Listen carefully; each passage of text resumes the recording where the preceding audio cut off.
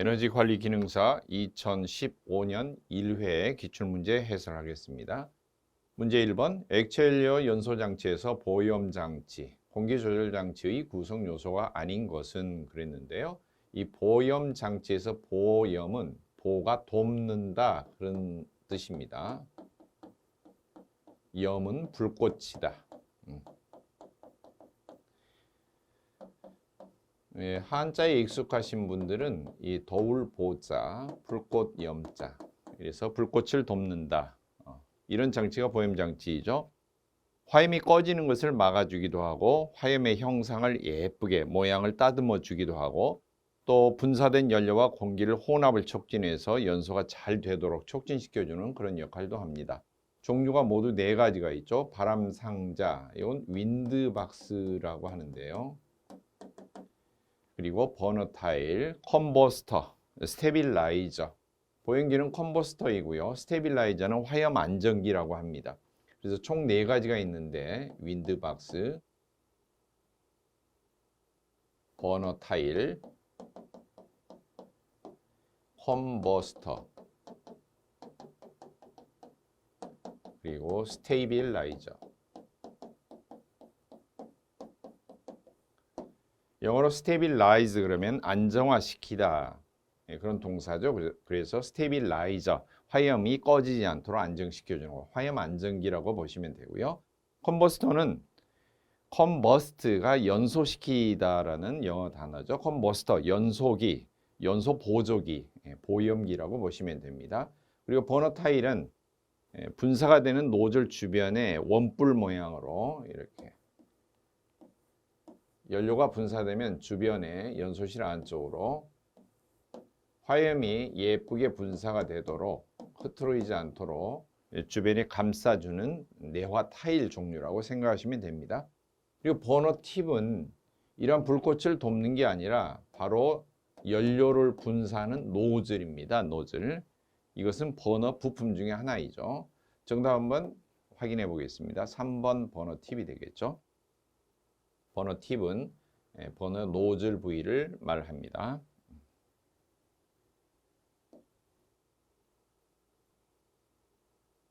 다음 문제 2번. 증기 난방 시공에서 관말 증기 트랩 장치의 냉각 레그 길이는 일반적으로 몇 미터 이상으로 해줘야 하는가? 이 냉각 레그라는 용어는 증기 배관 시공에서 나오는 용어인데요. 증기관 말단 부분에 응축수가 고이면 이 응축수를 회수를 해야 됩니다. 그런데 회수하는 이 응축수관이 보일러 수면보다 위쪽에 있는 건식 환수일 때 사용하는 방법입니다. 증기가 보일러 내부에 들어있는 증기가 이렇게 역류할 수도 있기 때문에 역류도 막으면서 증기관 말단에 생긴 응축수만을 분리해서 보일러로 되돌려주는 역할을 하기 위해 중간에 이러한 증기 트랩을 설치를 합니다. 근데 증기 트랩을 설치할 때 바로 연결하는 게 아니고 하단으로 약 100mm, 그 다음에 측면으로 약 1.5m 연결한 다음에 증기 트랩 설치하고 응축수를 분리해서 보일러로 환수되도록 하고요. 100mm 밑에 이 배관 도중에도 이쪽으로 흘러가지 않는 응축수를 일부 고여 있도록 해서 수동으로 뺄 수 있는 드레인 밸브를 별도로 설치합니다. 이 분기하는 지점에서 드레인 밸브까지 거리는 약 150mm 정도. 이처럼 100mm 내려서 측면으로 1.5m 더 연장해서 충분히 말단에 있는 응축수가 또 증기 고인 것이 식어서 제대로 응축수가 분리될 수 있도록 연장해서 배관하는 방법을 보고 냉각 레그 그렇게 말하고요. 답은 3번이 됩니다.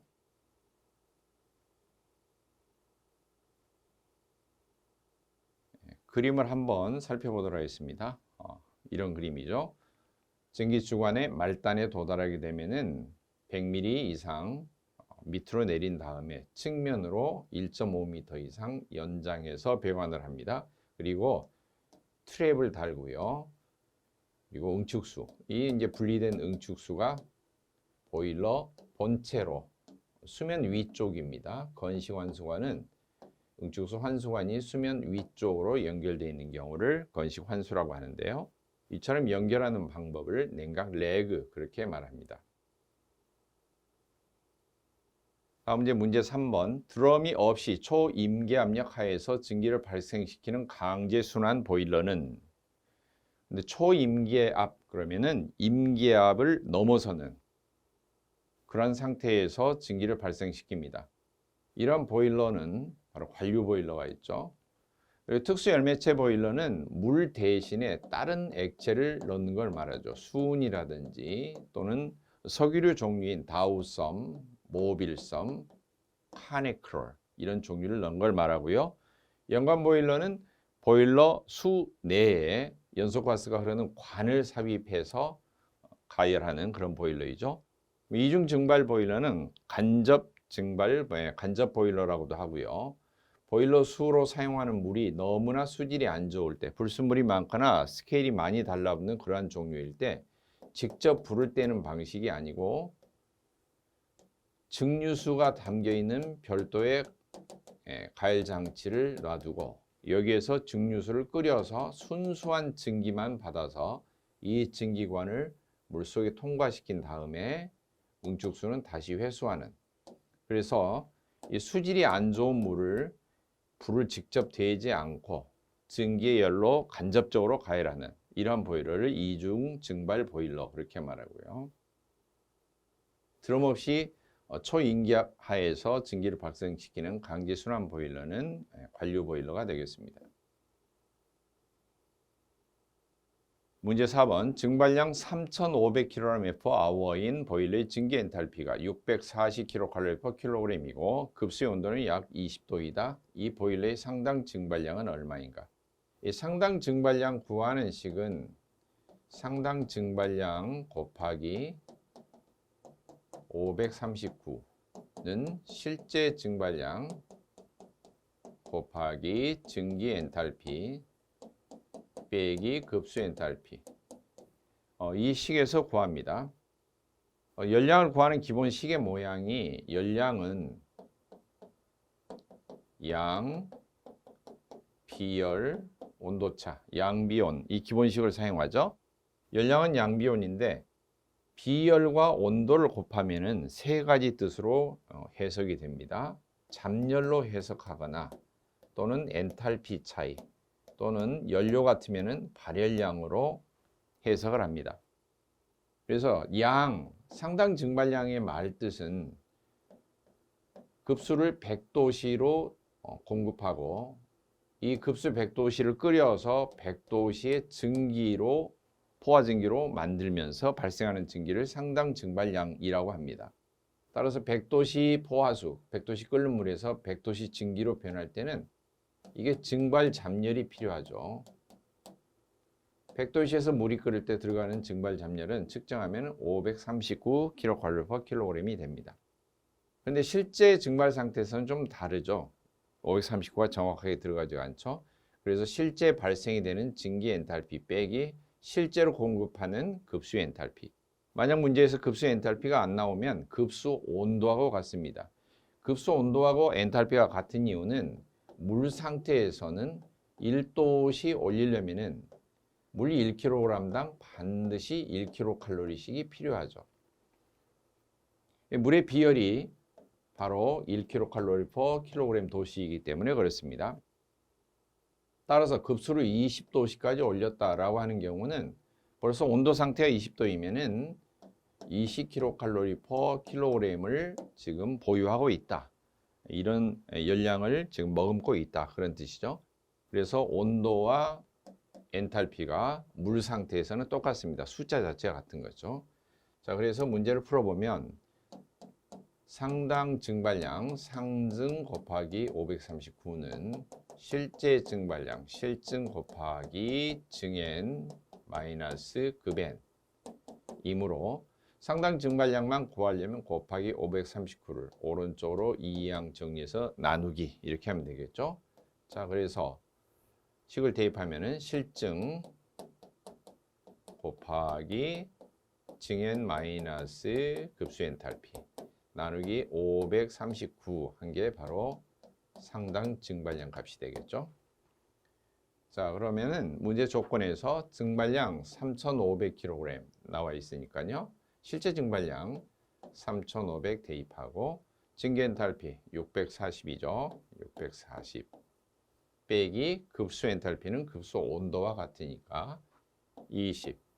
자, 그리고 539는 암기하고 있어야 되는 숫자이죠. 증발 잠열이니까 나누기 해서 계산기를 누르면 답이 나오겠죠. 답 확인해 보겠습니다. 약 4026kg/h. 식을 눌러서 누르면은 4025.97 소수점 둘째 자리까지 약 반올림 하면은 답에서 4026 이렇게 나오겠죠. 자, 문제 5번. 보일러의 상당 증발량을 옳게 설명한 것은 일정 온도의 보일러 수가 최종 증발 상태에서 증기가 되었을 때의 중량이다. 2번. 시간당 증발된 보일러 수의 중량을 말한다. 3번. 보일러에서 단위 시간 안에, 즉 1시간 안에 발생하는 증기 또는 온수에 보유하고 있는 열량을 말한다. 4번. 시간당 실제 증발량이 흡수한 전열량을, 이 전열량은 발음하기에 따라서 길게 하느냐 짧게 하느냐에 따라서 전체 열량이다. 이렇게 발음이 될 때도 있고요. 또는 전달되는 열량이다. 그래서 전달되는 열량으로 발음할 때는 짧게 전열량 이렇게 하고요. 전체 열량이다 그러면 전열량. 이 전열량은 엔탈피를 뜻합니다. 엔탈피. 킬로그램당 전체 보유하고 있는 열량. 그래서 전열량. 온도 100도씨의 포화수를 100도씨의 증기로 바꿀 때의 열량으로 나눈 값이다. 100도씨 포화수를 100도씨 증기로 바꿀 때 열량, 즉 증발잠열 539로 나눈 것이다. 실제 증발량이 흡수한 전체 열량은 뭐냐면은 실제 증발량 곱하기 증N 마이너스 급N을 539 증발잠열로 나눈 값이다. 방금 이 앞번에 4번에서 식으로 풀었던 문제이죠. 그런데 상당 증발량을 왜 이렇게 복잡하게 보일러에서 계산을 하는가? 잠깐 예를 한번 들어볼게요. 우리가 보통 학교 졸업하면 동창회 하잖아요. 동창회 하죠. 보일러도 동창회가 있어요. 진짜로 믿으시면 안 되고 여러분들이 이해하기 쉽게 하기 위해서 사례를 드는 겁니다. 보일러 동창회를 열었는데 졸업한 뒤에 세월이 지난 뒤에 여러 보일러들이 모였습니다. 그런데 그 중에 한 보일러가 골든벨을 울리는 거예요. 아, 내가 요즘 잘 나간다 이거지. 너희들보다 내가 더 잘 나간다 이거지.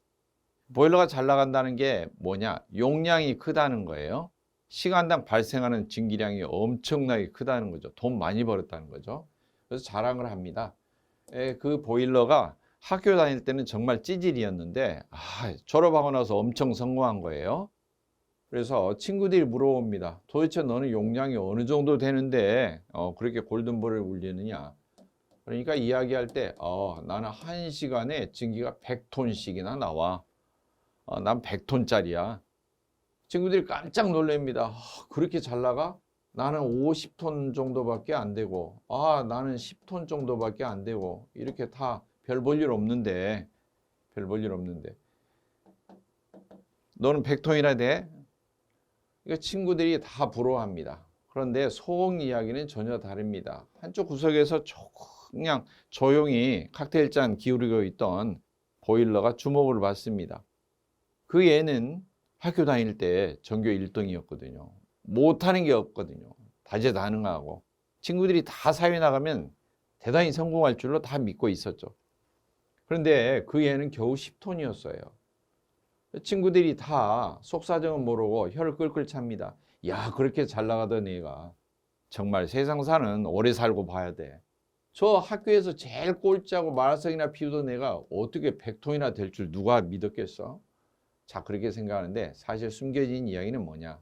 더 이제 구체적으로 이야기를 들어갑니다. 그러면 너는 도대체 보일러 사용하는 압력이 도대체 어느 정도 돼? 물어보니까 난 1기압짜리야. 그런데 전교 1등 10톤밖에 안 되는 용량은 그럽니다. 너는 그러면 도대체 몇 기압이냐? 용량도 적은데 압력이라도 좀 높아야지. 나 100기압짜리야. 자, 이게 어떤 차이가 있느냐? 물론 산술적으로 정확하게 계산이 되는 건 아닙니다만 사례를 들기 위해서 이렇게 설명한 겁니다. 1기압일 때는 보통 물이 100도씨부터 끓기 시작합니다. 그런데 보일러 수면을 누르고 있는 압력이 높을수록 끓기 시작하는 온도가 계속 올라가요. 이 말은 불을 정상적으로 떼고 있으면 평상시 100도에서 끓기 시작했던 물이 100도 정도만 되면 끓었던 것이 120도가 되어야지 끓기 때문에 높은 압력에서는 점점점 끓기가 어렵다는 거죠.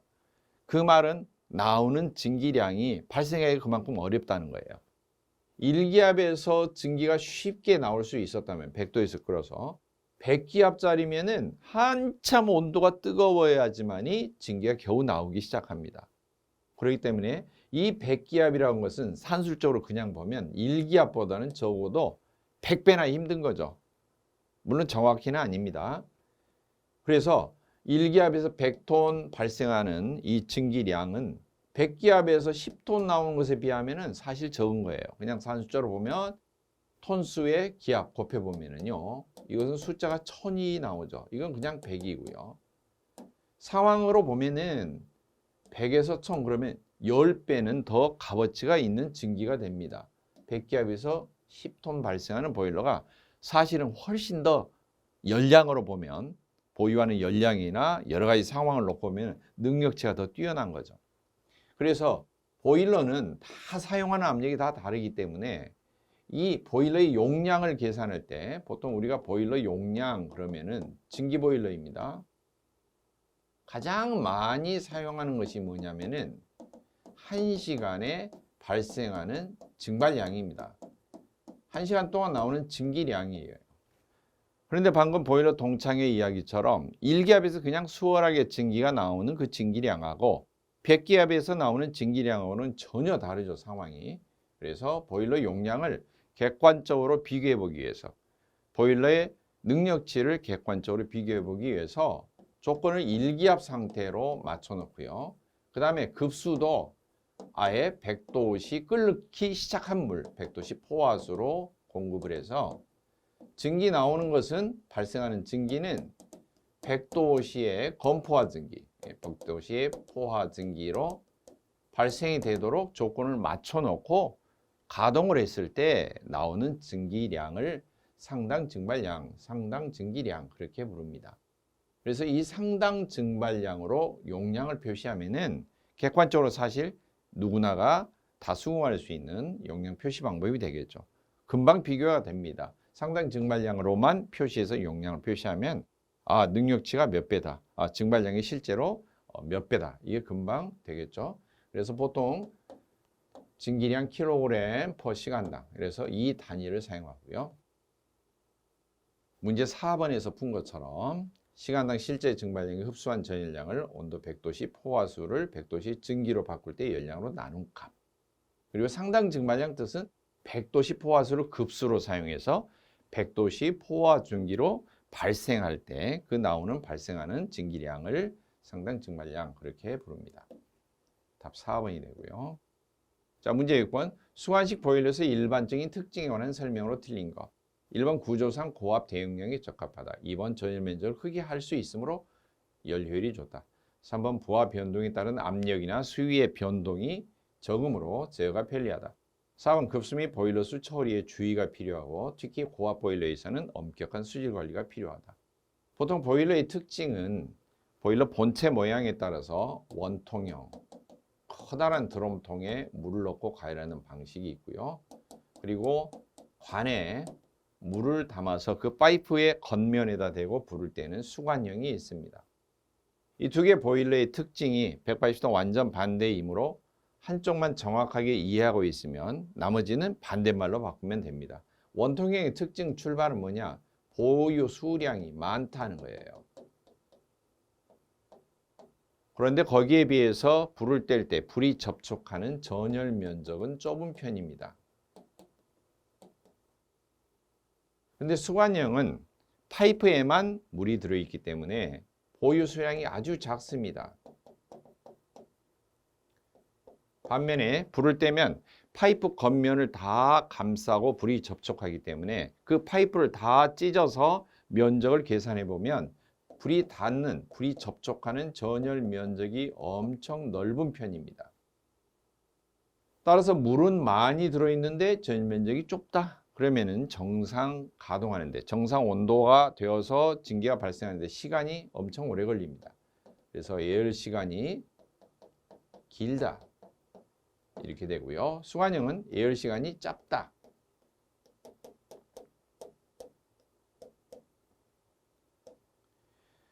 자, 그리고 예열 시간이 길지만 원통형은 많은 물이 끓고 있으므로 한번 정상 온도에 도달해서 다 끓기 시작하면 잘 식지를 않습니다. 잘 식지 않는다라고 하는 경우는 물의 온도가 변동이 적다. 따라서 증기를 많이 뽑아 쓰고 새 물을 급수를 넣어도 그 온도 자체가 큰 변동은 적습니다. 따라서 증기 압력 변동이 적습니다.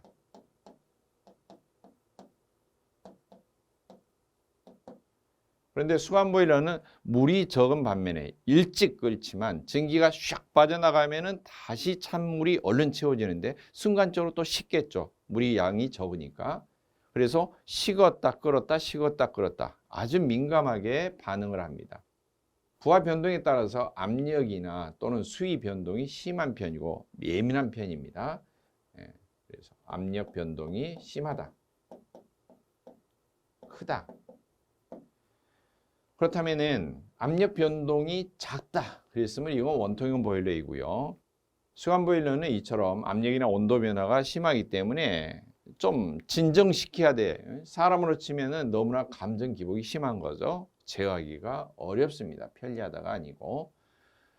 압력이나 수위 변동이 적어서 제어가 편리한 것은 원통형 보일러의 특징에 해당됩니다. 자, 물이 빨리빨리 끓으면 또 다음 특징이 어떻게 되느냐. 증기가 많이 나오기 때문에 고압 대용량에 적합하기는 하지만요. 하지만 물속에 들어있는 불순물이 빨리 농축이 되고 빨리빨리 눌러붙어요. 그러면 물때가 빨리 끼겠죠. 한마디로 스케일이 많이 부착이 됩니다.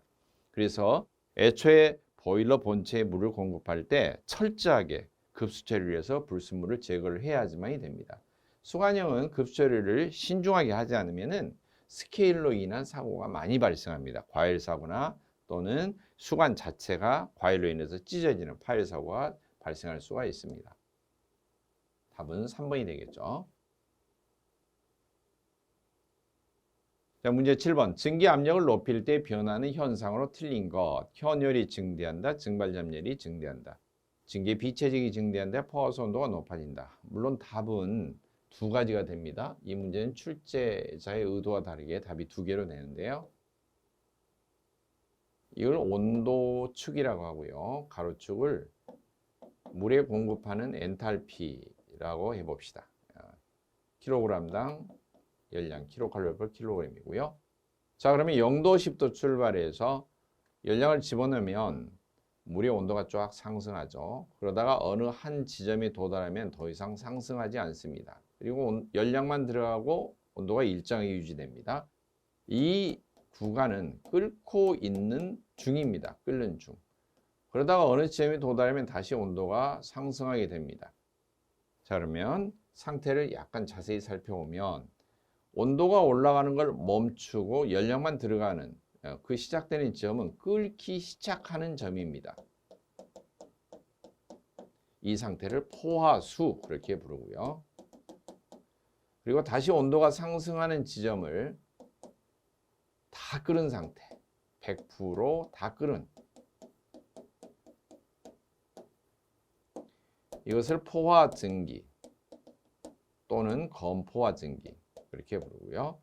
이 상태보다도 더 온도가 올라간 이런 상태는 과열 증기 그렇게 부릅니다. 끓고 있는 중에서는 물도 있고 증기도 있고 그렇죠. 그 중에서 증기가 차지하는 범위를 건조도라는 용어로 부릅니다. 이게 물끝이라고 치면은 이 끓기 시작한 것은 물이 100%고요.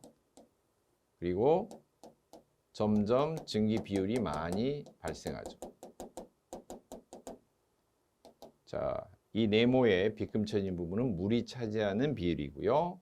점점된 곳은 증기가 차지하는 비율입니다. 이처럼 증기가 차지하는 비율이 점점점 증가하는데요. 증기가 차지하는 비율을 건조도라고 하고요. 건조도 기호를 X로 쓰는데요. 이 포화수에서는 X가 0입니다. 0%. 이제 증기가 나오기 시작했으니까요. 그 다음에 건포화 증기에서는 X가 100%, 1입니다. 이 가운데 그 도중에 발생하는 증기를 스포화 증기라고 하는데 실제적으로 보일러에서는 발생하는 증기가 스포화 증기입니다. 보일러 수면에 물높이가 일정 차지하고 있고요. 거기서 증기가 발생하는 상태이기 때문에 다 스포화 증기죠. 스포화 증기의 건조도 X는 0보다는 큰 상태이고 1보다는 작은 상태입니다. 이게 이제 기본적인 용어인데요. 자, 그런데 끓기 시작하는 물 온도를 포화 온도, 끓는 점 그렇게 말하는데요. 포화점 또는 끓는 점이라고 하는데 또는 비등점이라고 합니다. 근데 압력을 높인 상태에서 끓이면은 평상시 우리가 지표면을 누르고 있는 공기 압력, 표준 대기압 상태에서는 이 비등점, 끓는 점이 100도씨에서 끓기 시작합니다. 그러나 높은 산에 올라가서 뭐 밥을 한다. 그러면 밥이 설익게 되죠. 그것은 100도보다도 낮은 온도에서 압력이 낮을 때는 100도보다 낮은 온도에서 끓기 시작합니다. 물론 높은 산에 올라와서 밥하면 안 됩니다. 과태료입니다. 자, 그런데 그것보다도 표준 대기압보다 더 높은 상태에서 압력을 세게 해서 끓이게 되면 압력밥솥 같은 경우죠. 그러면 100도에 도달해서도 끓지 않고 온도가 상승합니다. 이렇게. 그러다가 더 상승해서 끓기 시작하는 그런 상태가 되고요. 자, 그래서 그래프를 다시 그려보면 물이 끓는 상태가 이 그래프가 변하게 되는 거죠. 압력이 높으면은 더 높은 온도에서 끓고요. 대신에 빠글빠글 이렇게 끓는 이 상태, 끓는 중에 이 상태 들어가는 열량을 증발잠열이라고 하는데 이 증발잠열은 점점 이렇게 줄어듭니다. 압력이 점점 높은 상태에서 끓으면 점점 이렇게 줄어들어요.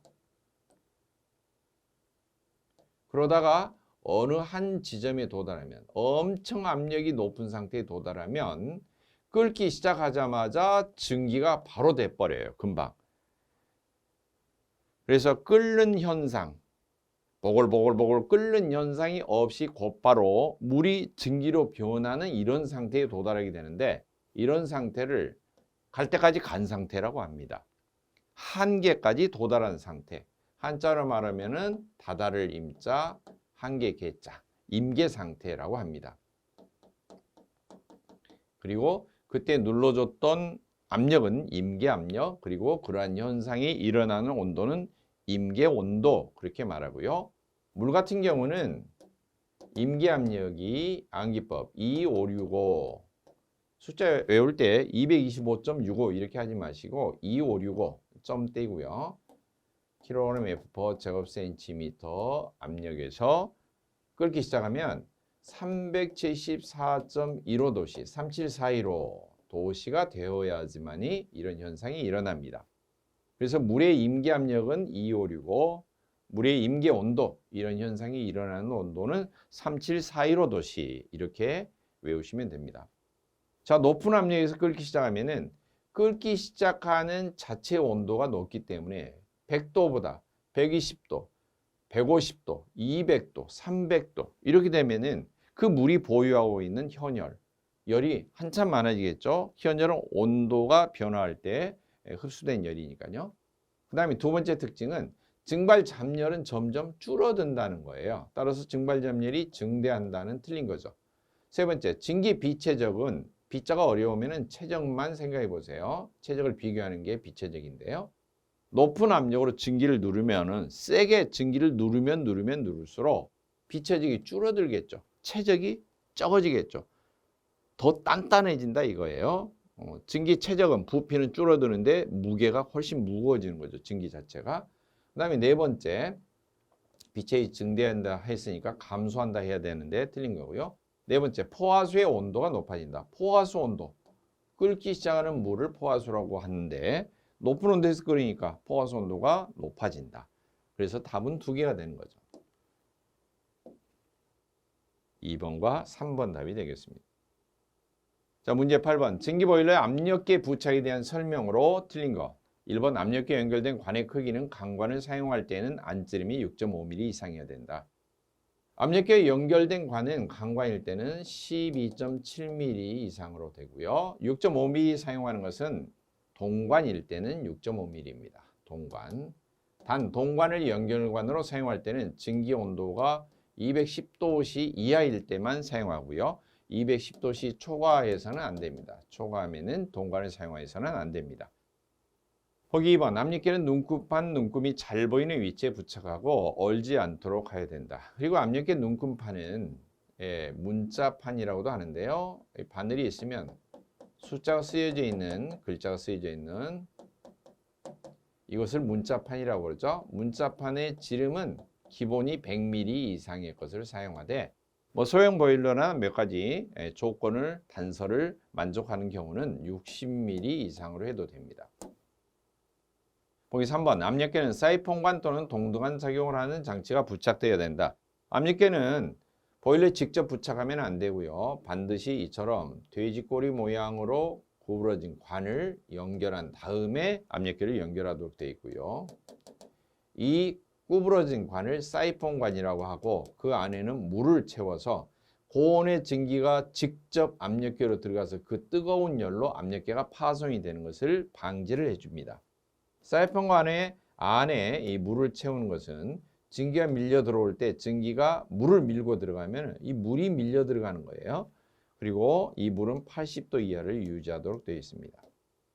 이 압력계 자체는 보일러 최고 사용 압력보다도 무려 1.5배 내지 3배까지 견딜 수 있도록 1.5 내지 3배까지 눈금이 표시된 것을 사용하도록 설치 규정이 그렇게 되어 있습니다. 따라서 지금 현재 사용하는 보일러의 압력을 못 견뎌서 압력계가 파손이 된다 하는 것은 매우 보기 드문 일입니다. 압력계 자체가 불량이 아닌 이상은요.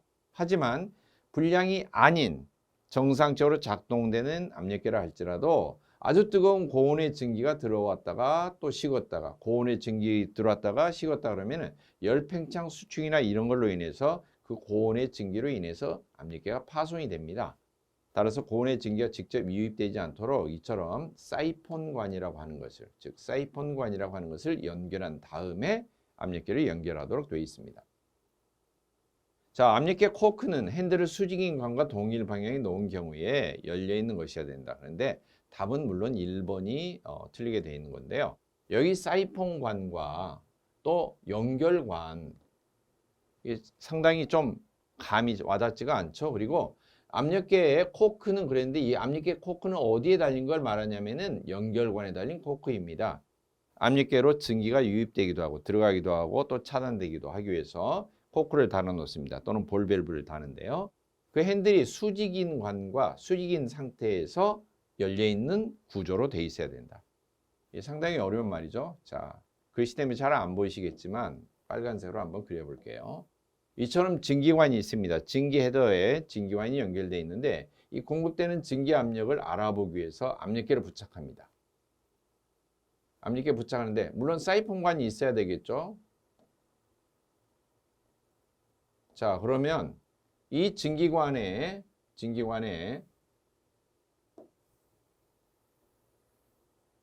이 사이폰관 연결한, 즉 압력계가 연결돼서 증기 압력이 측정이 되려면은 뭔가 연결해야겠죠. 여기까지가 사이폰관이고요. 이것과 증기관을 연결하는 이게 연결관입니다. 이게 연결관. 이 사이폰관이고요. 이건 이 사이폰관 안찌름은 6.5mm 이상의 것이어야 되고요. 연결관은 강관을 사용할 경우, 동관을 사용할 경우 강관은 12.7mm 이상의 것을 사용하고 동관일 경우에는 6.5mm 이상의 것을 사용하되 단 동관을 사용할 때는 이 증기 온도가 210도를 초과해서는 안 된다. 이렇게 돼 있고요. 자, 이 연결관에는 압력계 점검이라든지 또는 교체할 때 이걸 또 갈아 끼워야 된다. 파손이 되면. 그러면 뭔가 차단하는 밸브가 있어야겠죠. 그게 90도로 손잡이를 이렇게 돌려서 신속하게 차단할 수 있도록 코어크 또는 볼 밸브 구조를 보통 사용을 하는데요. 자, 연결하는 것을 두 가지 사례를 들어보겠습니다. 이쪽에다가 바로 사이폰관 밑에다가 부착을 하는 경우는 밸브 모양이 이렇게 되겠죠. 밸브 모양이 이렇게 되겠죠. 그래서 손잡이가 이렇게 달려 있는 거죠. 그리고 이쪽에 다는 경우는 이렇게 손잡이가 이렇게 되겠죠. 자, 보세요. 볼밸브를 달았는데 손잡이가 이렇게 돼 있다. 둘 다 닫혀 있는 거죠. 자, 이건 수직으로 돼 있을 때 이건 닫힌 거죠. 손잡이가 이처럼 나란히 밸브하고 나란히 돼 있을 때 개방이 됩니다. 열립니다. 그런데 보기 4번에 핸들이 수직인 관과 동일한 방향으로 놓일 때, 수직인 관과 동일한 방향으로 놓일 때 열려 있는 것이어야 된다. 즉 코크의 핸들이, 코크의 손잡이가 수직으로 되어 있을 때 이건 닫힌 것이니까 이렇게 설치하면 안 되고, 이거 손잡이 이렇게 되어 있는 것을 이렇게 들어 올려서 이렇게 수직으로 하면은 밸브가 열린 구조로 되어 있어야 된다라고 하는 것은 연결관 어느 부위에 이렇게 수직으로 된 부위에 중간 밸브를 달아서 압력계 점검이나 교체 시에 차단할 목적으로 이 중간 밸브를 이 수직인 관에, 연결관이 수직인 부분에 설치를 하라, 이런 이야기입니다. 이 기준 자체가. 답은 1번이 되겠고요. 틀린 것은. 자, 문제 9번. 분출 밸브의 최고 사용 압력은 보일러 최고 사용 압력의 몇 배 이상이어야 되는가? 자, 이것은 보일러에 부착하는 모든 밸브에 대한 것을 한꺼번에 학습을 하시면 됩니다. 보일러 본체를 보면 물을 공급하는 급수관에 연결되어 있는 급수 밸브, 그리고 증기를 뽑아서 쓰는 증기 밸브,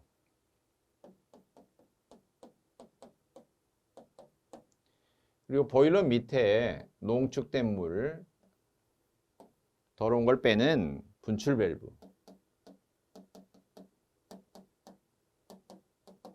이렇게 세 종류가 있습니다. 자, 유체로 보면은 물이고요. 밑에는 분출 밸브도 물이고요. 증기 밸브는 증기가 통하죠. 이 세 가지 밸브 모두 다 밸브의 강도는, 호칭 강도, 견뎌야 되는 것은 최고 사용 압력, 보일러의 증기 최고 사용 압력 이상에 견뎌야 됩니다. 뿐만 아니라 최소한 7기압, 메가파스칼이면 0.7 메가파스칼 이상에 견뎌야 됩니다.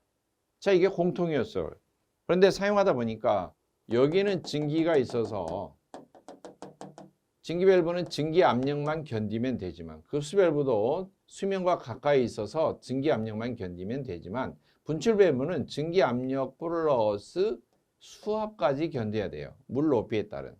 그래서 나머지 증기 밸브와 급수 밸브는 최고 사용 압력, 사용 압력만 견디면 되지만, 분출 밸브 사용 압력은, 호칭 강도는 최고 사용 압력의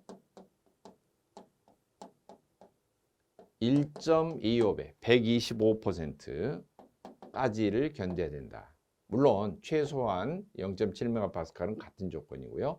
그래서 분출 밸브만 증기 압력 플러스 물이 누르는 수압까지 밑바닥에 설치된 거니까요. 그래서 최고 사용 압력의 1.25배 이상이 견뎌야 된다. 그런 조건이 되고요.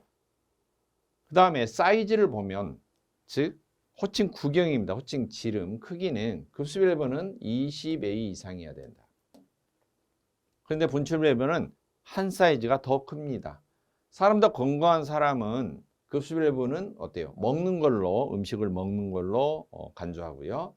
그 다음에 분출 밸브는 떡 싸는 걸로 간주를 해봅시다. 건강한 사람 어때요? 과식하지 않고, 소식이 장수한다고 그러는데 사실은 과하거나 부족함이 없이 적당하게 먹고, 그 다음에 싸는 것은 신속하게 싸는 게 좋습니다. 굵은 떡이 건강한 거예요, 한마디로. 그래서 급수 밸브는 20대 팔팔하게, 분출 밸브는 이것보다 한 사이즈 커야 돼요. 굵은 똥이니까. 그래서 25A 이상이어야 되고요. 그 다음 단 전열 면적이 적은 것은, 전열 면적이 적다는 것은 불이 접촉하는 면적이 적은 것을 말하죠. 불이 접촉하는 게 적으면은 증기 발생이 빨리빨리 안 되겠죠. 그만큼 물이 천천히 감소하게 되고요. 따라서 전열 면적 10제곱미터, 전열 면적 10제곱미터 기준으로 10제곱미터 이하인 경우는 20보다 한 사이즈 작은 15A 이상이면 됩니다. 마찬가지로 분출 밸브도 전열 면적 10제곱미터 이하이면 25가 아니고 20A 이상이면 됩니다. 그래서 아무튼 급수 밸브보다 분출 밸브가 똥 싸는 것은 굵은 똥 한 사이즈가 더 크다, 그렇게 알아두시고요. 증기 밸브의 구경은 딱히 규정이 없습니다. 왜? 증기 사용량을 적절하게 이송을 시킬 수 있는 크기면 되고요. 단지 증기 밸브는 꼭 사용하는 것이 유량 조절에 유리한 스톱 밸브 형태를 사용합니다. 즉 글로우 밸브죠. 다른 말로 스톱 밸브. 그래서 밸브 명칭을 나올 때 증기 밸브, 증기 스톱 밸브라고도 같이 사용을 하고 있습니다. 그리고 급수 밸브하고 분출 밸브는 주로 신속하게, 분출 밸브는 특히 신속하게 개폐를 목적으로 하는 밸브, 즉 슬루스 밸브 구조로 된 것을 사용하고요. 급수 밸브도 마찬가지로 슬루스 밸브 구조를 보통 많이 사용합니다. 정답은 1.25배 되겠죠. 분출 밸브니까. 답 확인해 보겠습니다. 1.25배.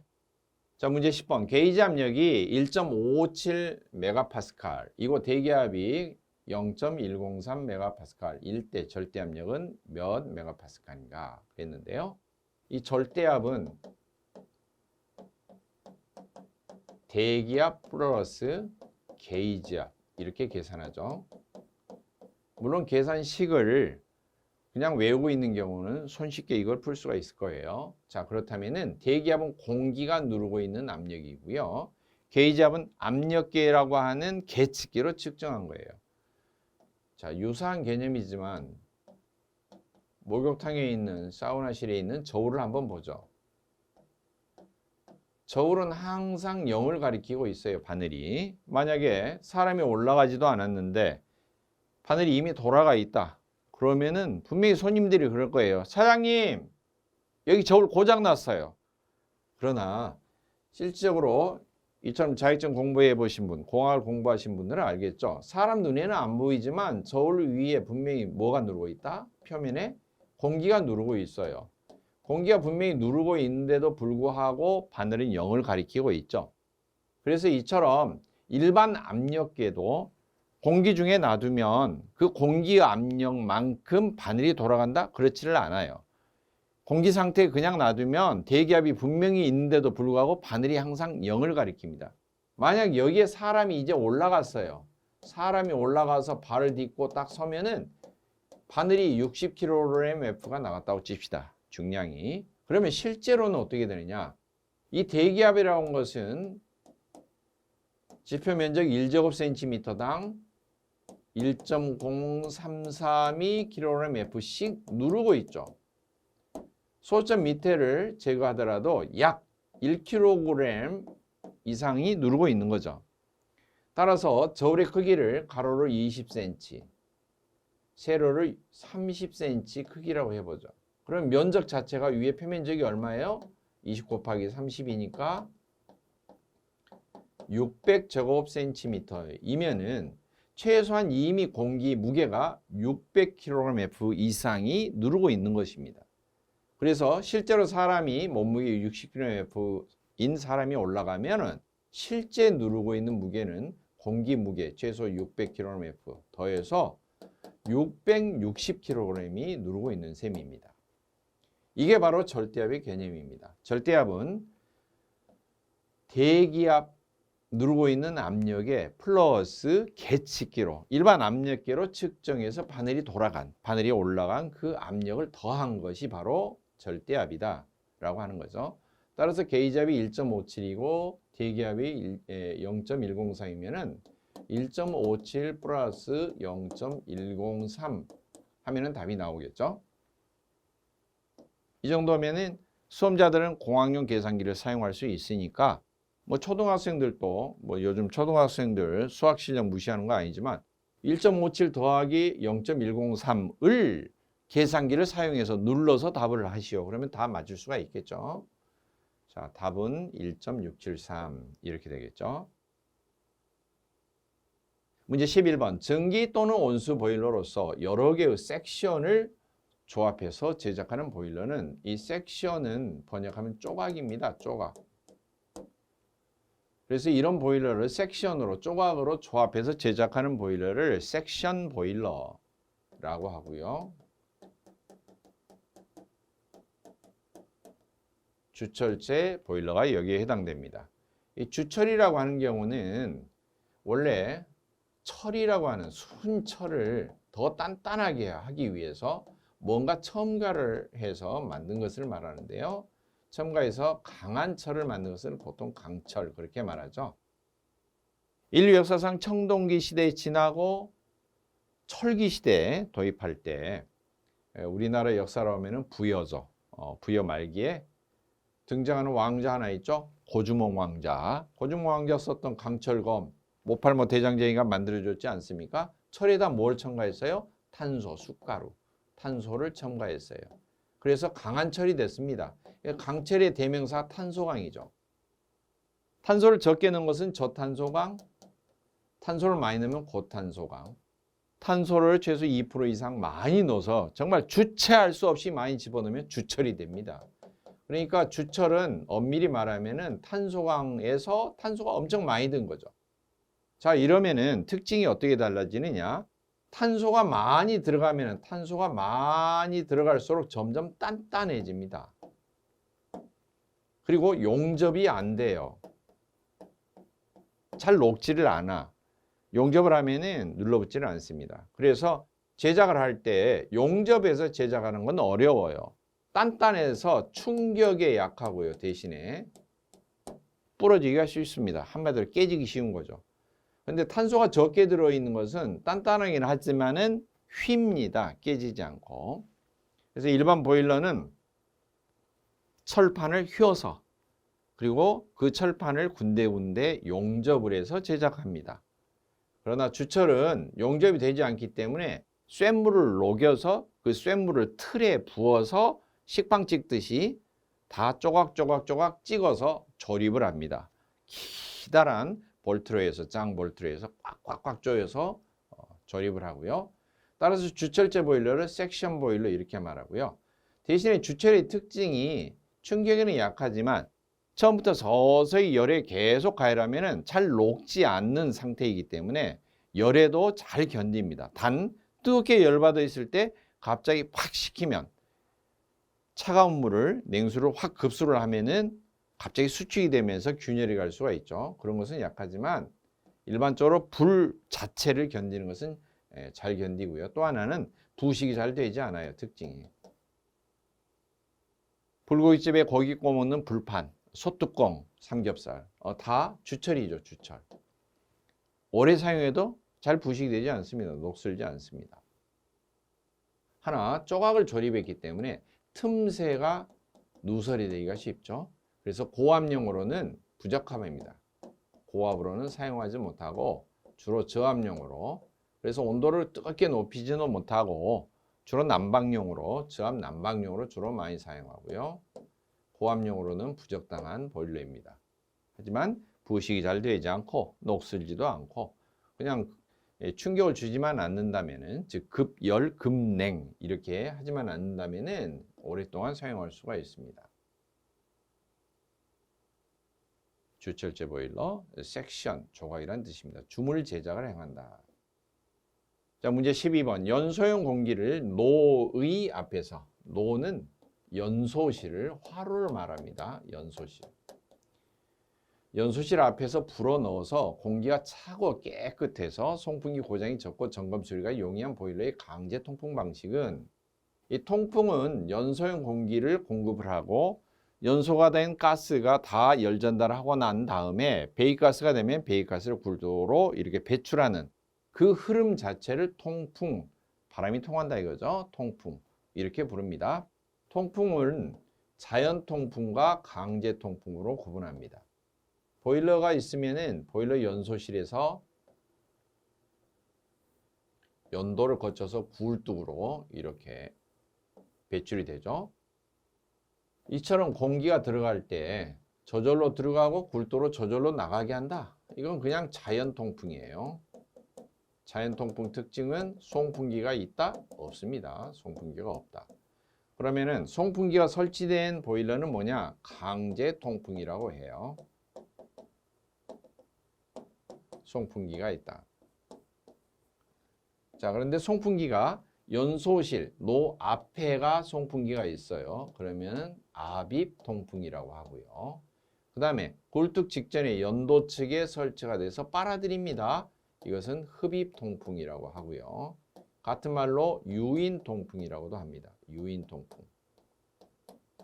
유인 통풍. 그리고 양쪽에 이렇게 다 설치하면은 평형 통풍이라고 합니다. 통풍력이 가장 큰 것, 가장 센 것은 평형이 가장 세고요. 평형은 밸런스로 맞출 수도 있고 압입을 약간 세게 할 수도 있고 흡입을 약간 세게 할 수도 있습니다. 그래서 연소실 내부의 압력을 조정하기가 매우 좋고요. 두 번째로 통풍력이 센 것은 흡입 통풍이 큽니다. 그리고 세 번째가 압입 통풍이고요. 마지막이 자연 통풍입니다. 자, 연소형 공기를 노의 앞에서 불어넣으니까 압입 통풍에 해당이 되겠죠.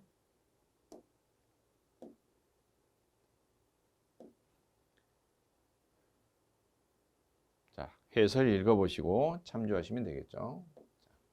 문제 13번. 액면계 중에서 직접식 액면계에 속하는 것. 액면계, 액체의 높이를 측정을 하는 것인데 직접식 액면계라고 하는 경우는 눈으로 보면 바로 알 수 있는 것을 말합니다. 유리관식인데요.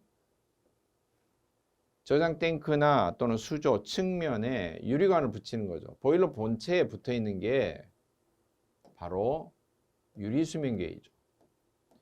보일러 설치 시공 기준에 의하면 유리로 된 수면계, 유리수면계는 2개 이상 부착하라 그렇게 되어 있습니다. 기본적으로. 자, 그러면 압력식이나 초음파식 방사식은 물 같은 경우는 물 높이가 10m마다 1km 제곱센티미터 압력을 나타냅니다.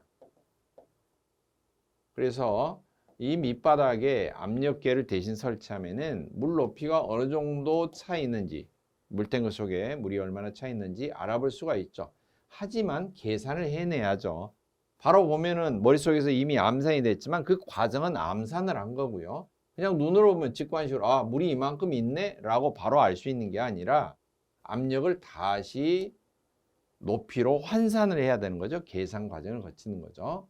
자, 그 다음에 방사선이나 초음파는 수조의 한쪽과 반대편에 발생장치를 두어서 반대쪽은 수신장치를 두고요. 통과하는 시간차에 따라서 물을 통과할 때 아니면 물이 없는 곳을 통과할 때 시간차이가 발생하죠. 그걸 가지고 물높이를 측정하는 방식입니다. 그래서 이것도 계산을 해내야 되기 때문에 간접식이라고 보시면 됩니다. 직접식 액면계는 유리관식이 있고요. 검척식이라고 하는 것은 자로 재보는 거예요. 엔진 오일 측정하는 방식입니다. 찍었다가 빼보면은 액체가 묻어있는 높이만큼 바로 알 수가 있죠. 부자식, 위로 떠오르는 거. 편의식도 마찬가지 개념입니다. 얼마만큼 떠올랐는가, 그 떠오르는 모습을 보면은 금방 알 수가 있고요.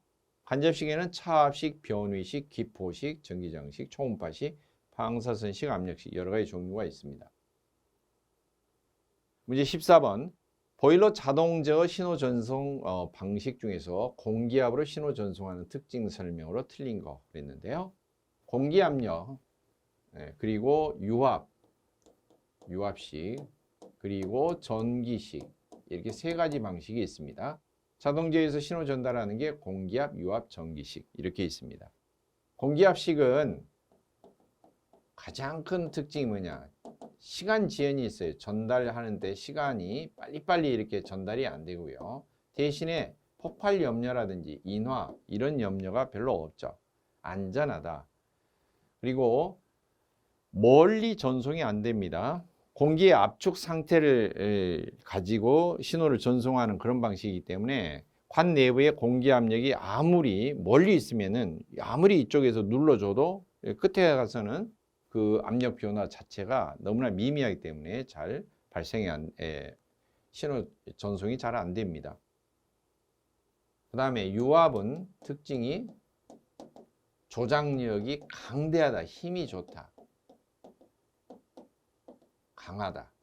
그런데 인화의 위험성이 있다. 자동차 브레이크 밟을 때 유압식 브레이크죠. 이 발동작 아주 작은 힘으로도 커다란 자동차를 멈출 수가 있죠. 조작력이 강대하다. 그 다음에 전기식은 신호 전송이 빠르다.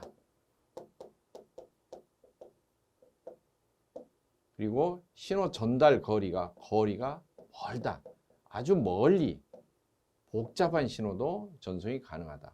이런 대표적인 특징을 알아두시면 답을 푸는데 별 지장이 없습니다. 온도 제어에 부적합하고 위험이 크다 그랬는데요. 위험이 큰 것은 유압식이겠죠. 정답 확인해 보겠습니다. 문제 4번. 보기 4번이죠.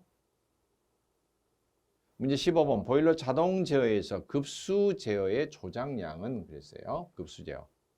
보일러 자동 제어는 영어 약자라고 하면은 ABC로 표시합니다. Automatic Boiler Control. 그래서 Automatic Boiler Control. 뒤에 자동제어 약자 중에 다 C자가 붙어 있는 것은 컨트롤을 뜻합니다. 컨트롤, 제어한다 그 말이죠. 그런데 여기에는 기본적으로 급수 제어. 최종 목표 값은 뭐냐? 최종 제어해야 될 대상은 물높이입니다. 수위를 맞춰주는 거죠. 그 다음에 연소 제어.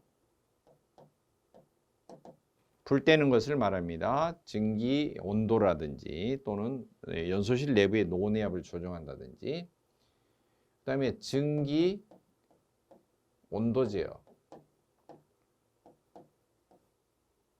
과일 증기 같은 경우에 과일 증기 온도를 제어한다든지.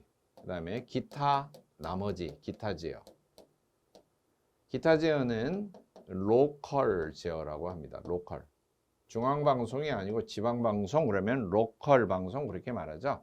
자, 이것을 영어 약자로 말하면 급수 제어는 FWC. F는 feed 공급하다라는 소리고요. W는 water 물을 공급하는 걸 제어하는 거고요. 연소 제어는 automatic으로 combustion. combustion이 연소하다, 연소라는 뜻인데요. automatic으로 combustion을 컨트롤한다. ACC라고 하고 증기 온도 제어는 steam temperature를 컨트롤한다. 그래서 STC라고 부릅니다. 근데 조작량은 뭐냐? 이런 최종적으로 제어해야 될 대상을 제어하기 위해서 결국에는 뭘 갖고 가감하느냐, 뭘 늘렸다가 뭘 줄였다가 하느냐 직접. 급수 제어니까 당연히 뭐예요? 급수량 가지고 조작을 하겠죠.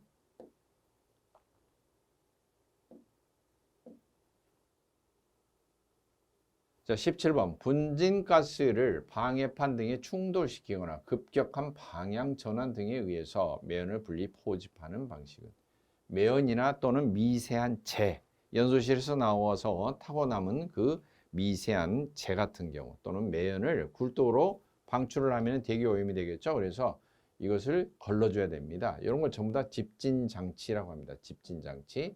집진장치는 건식이 있고 습식이 있습니다. 차이점은 습식은 물을 사용한다는 거예요. 물을 뿌린다는 거죠. 또는 물속을 통과시키는 겁니다. 그래서 그런 것은 전부 다 유수식이라고 하기 때문에 이것은 습식에 해당되고요.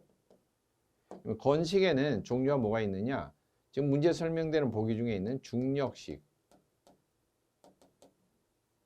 그리고 관성력식,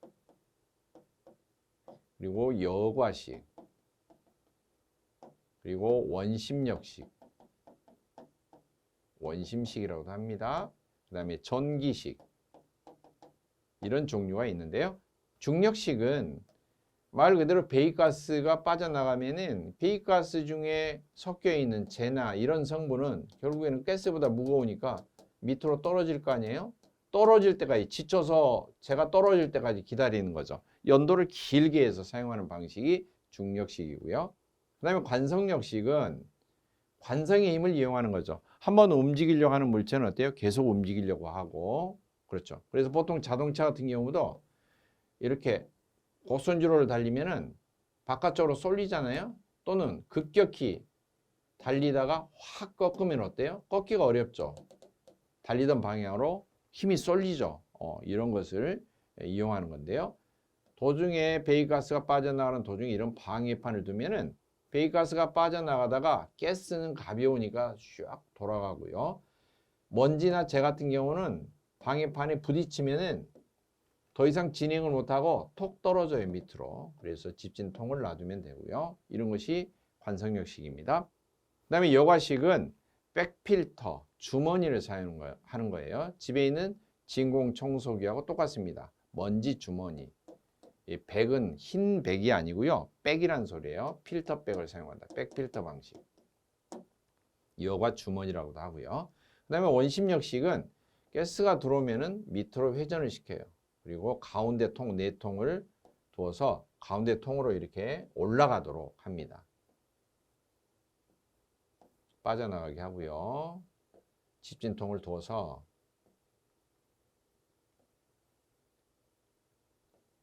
통을 겉을 돌고 통이 이렇게 돼 있고요. 겉을 돌고 회전하다가 먼지 같은 경우는 윗바닥에 오면은 그 돌던 힘으로 밑으로 빠지게 이렇게 하고요. 그리고 가운데 통을 향해서 가벼운 배기가스는 쑥 빠져나가도록 이렇게 합니다. 이런 것을 원심력식 또는 사이클론식이라고 하고요. 전기식은 책받침을 문질러서 천에 문질러서 종이 조각이나 먼지 같은 거 이렇게 위에 대고 있으면 쫙 달라붙죠. 정전기를 이용하는 겁니다. 정전기 힘으로 먼지가 달라붙게 하는 그런 방식을 전기식이라고 합니다. 분유가스를 분지는 또는 함진가스라고도 하는데요.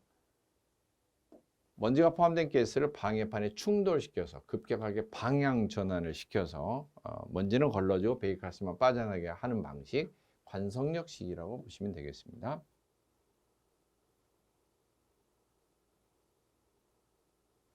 18번 보일러 연료 중에서 고체 연료를 원소 분석했다. 일반적인 주성분이 뭐냐? 고체 연료뿐만 아니라 액체 연료, 기체 연료도 마찬가지입니다. 연료의 주성분은 탄소, 수소입니다. 탄소, 수소. 가장 많이 들어있는 것은 탄소입니다. 그리고 가연 성분, 연소가 가연 가능한 성분은 탄소, 수소, 황, CHS 이렇게 세 가지가 있고요. 황은 발열량이 가장 적게 날 뿐만 아니라 연소가 된 다음에는 아황산가스, 산성비의 원인이 되고 대기오염이 되기 때문에 불순물로 취급을 합니다.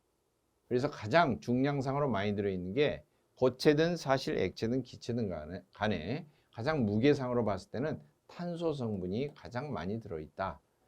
그래서 이게 타고 나면 결국에는 전부 다 CO2, 탄산가스가 되는데 요즘 이게 지구온난화 현상을 일으키잖아요. 그러면 고체다, 액체다, 기체다 결국에는 다 땅속에서 채굴한 연료들이죠. 석탄, 고체연료 다 땅에서 캔 거죠. 석유, 뭐 천연가스, 천연가스도 사실 메탄이다 그러면 CH4, LPG, 프로판이다 C3H8 또는 부탄 C4H10 다 탄소 주성분입니다. 물론 수소도 있지만 그래서 이런 것을 화석 연료라고 하죠. 땅에서 캐낸 것들 이런 것들은 다 타고 나면은 CO2가 되기 때문에 지구 온난화를 일으키죠. 그래서 전통적인 이런 화석 연료를 사용할수록 탄산가스가 계속 배출되기 때문에 지구 온난화를 유발하고요. 이걸 유발하지 않도록 하려면은 없는 걸 써야겠죠. 자동차도 한마디로 액체 연료, 즉 내연기관 사용하지 않고 디젤, 가솔린 사용하지 않고 전기, 자동차 사용한다든지.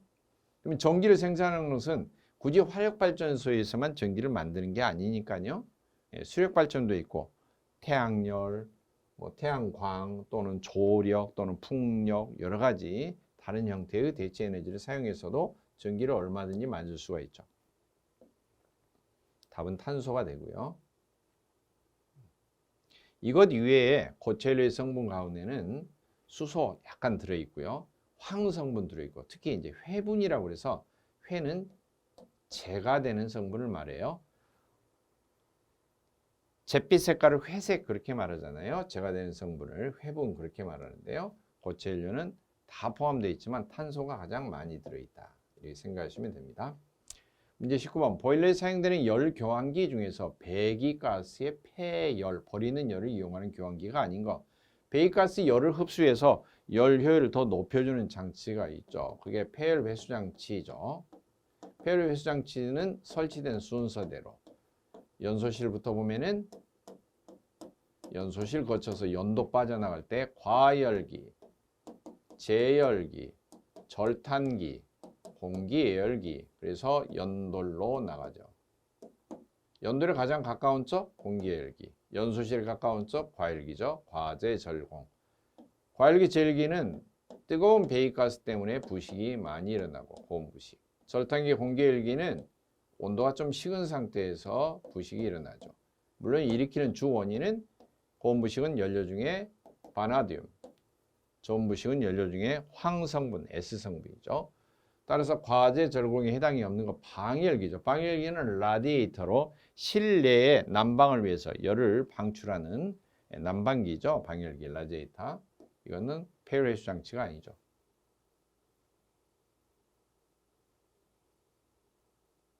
문제 20번 보일러 본체에서 수부가 클 경우에 설명으로 틀린 거. 수부는 물이 담겨 있는 부분이 크다 이 말이에요.